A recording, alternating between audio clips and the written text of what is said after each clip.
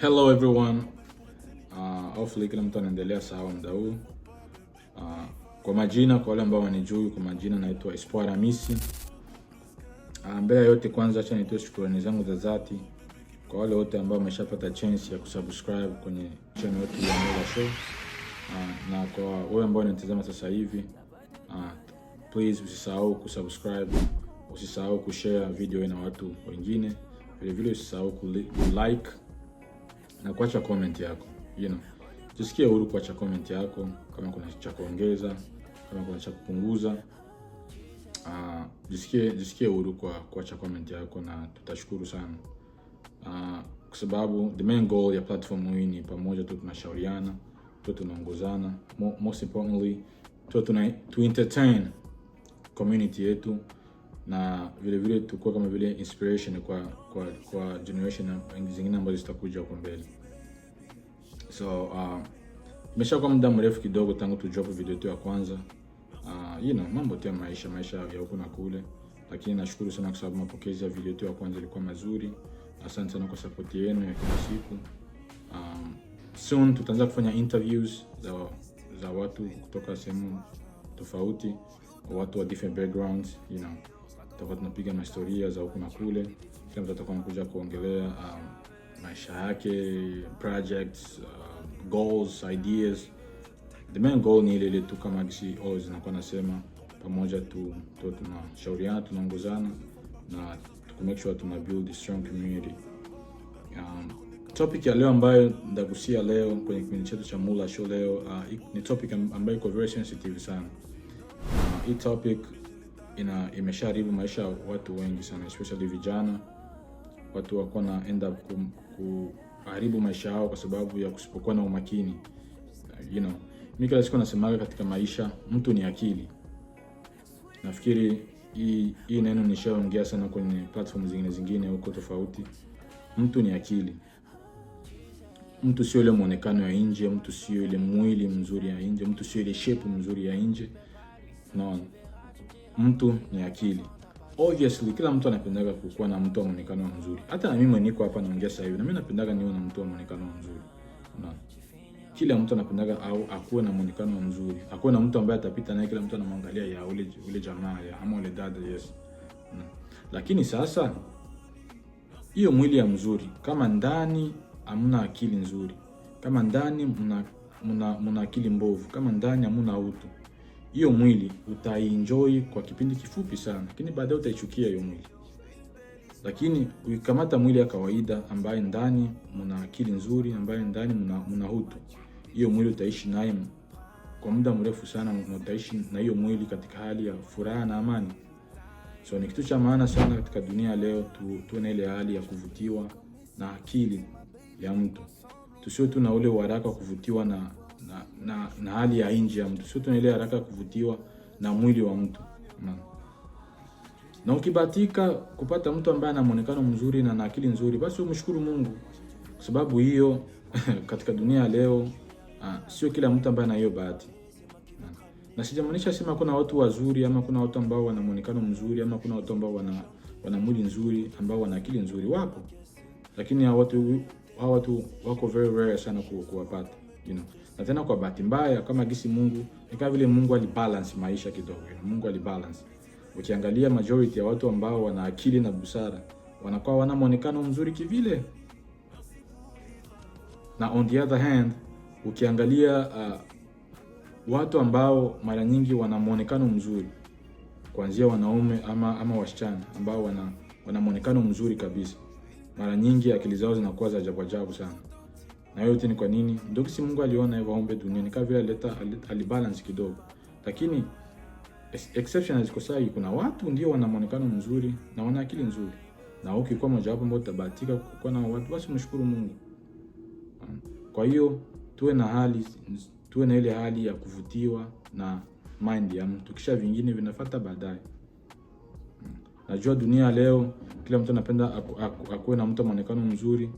Wadada wanapenda kukuwa na wale those handsome guys, tall, biko na shape za mzuri, biko na pesa.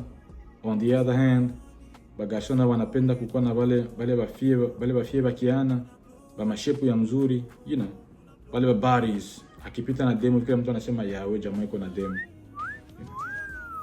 Lakini sasa kama hiyo mwili ya mzuri hivyo ina akili mbovu ndani, haina utu ndani, siku moyo mwili utaichukia. Vijana wengi sana biko wanaenda kwa jail juu hivyo vitu.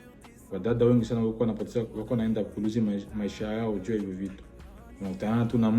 Unakutana na mtu tu anakuvutia nje juu ya muonekano mzuri, unashinda kufocus na akili yake, kisha baadaye unakia kugundua ana akili mbovu, isha kwa too late. Vijana wengi ambao tunajua wako wanaenda jail juu hivyo vitu, kutana na dada tu juu ya muonekano, yeye anashinda kufocus na akili, unakia kukuta anakaribia maisha yako yote. Wadada wengi wako naenda kupoteza maisha, kuuawa juu kutana tu na jamaa juu na muonekano mzuri ama juu na pesa, anashinda kufocus na akili yake. Kwa hiyo ni kitu cha maana sana tukone ile hali ya kuvutiwa na akili ya mtu, kisha vingine vinafuata. Hatuseme ukamata sasa cha mbaya uende kumata sasa mtu ambaye mwenye uko nasikia hata yako kutembea naye. Hatusemi hivyo hapana. Yeah. Hatuseme sasa uende kumata sasa mtu mwenye unakuwa nasikia hata aibu kutembea naye, wapenda hata wakuone. Unaona?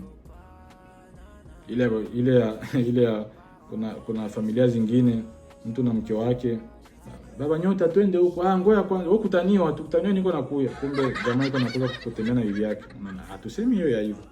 Unaona, point tuko tunamaanisha ni kusema mbele ya yote kwanza, mtu akili ya mtu kwanza ndio kuvutia, akili ya mtu ndio ku attract, kisha vingine vinafuata baadaye.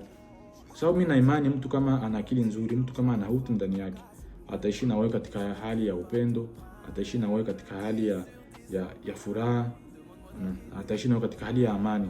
Obviously tuko wanadamu, ni human nature. Kuna siku ambazo kosa kukokotana, you know, kuna siku mtaamka na mood za mbaya, mtazozana hapa na pale. Hiyo ni human nature. Lakini mtu ambaye ana akili nzuri, mtu ambaye ana busara, always atakuwa anatafuta kujenga hali ya furaha na amani kila siku mkua pamoja. Na hiyo ndio hali ya mzuri, na hiyo ndio maana kila siku niko nasema ni kitu cha maana sana tuko tunavutiwa na mind ya mtu.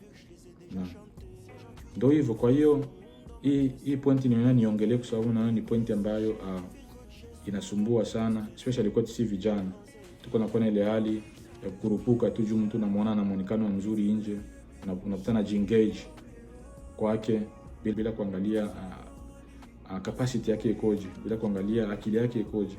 Na kisha mwisho wa siku unakia kuengage totally 100% kwake, unakia kugundua kumbe ilikuwa the wrong move, lakini ishakuwa too late, maisha yako ishaharibika. Kwa hiyo ni muda sasa kufika tuanze kuwa na hiyo hali ya kuwa navutiwa na mind ya mtu. So ndio hivyo, hopefully ndaeleweka, na kuanzia leo tutaanza kujitahidi kukua na focus, ama kukua na get attracted na akili za watu. Na hiyo maanishi tu hata kimapenzi, you know. Hiyo naongelea njia zote, hata marafiki, colleagues, environment yako. Hao wote inabidi wako ni watu ambao uko naikaa nao, unaona ni watu ambao wana akili, wana busara, ni watu ambao unaweza kashare naye 1 2 3 na mnaongozana. Ni watu ambao mnaweza mkashare the same goals ya maisha, you know. So hiyo hali ya kuvutiwa na akili ya watu ina apply mu sector zote za maisha. So thank you so very much kwa support yenu, you know. Mungu azidi kuongoza, Mungu azidi kutupa afya, Mungu azidi kutupa nguvu. Nina imani ya kwamba kwa pamoja tutafanya mambo mazuri, na tutaendelea kwa pamoja tukisupportiana kwa njia moja nyingine. Hii ni Mula Show. Naitwa Espoir Hamisi, na please usisahau kusubscribe, usisahau kuacha like, usisahau kushare video na watu wengine, na imani ya kwamba kwa pamoja tutakuza kipindi chetu na tutafikia level za kimataifa zaidi. Asanteni sana. Mwenyezi Mungu aendelee kutulinda, aendelee kutupa afya, na aendelee kutuongoza kila siku katika maisha. Thank you. See you next time.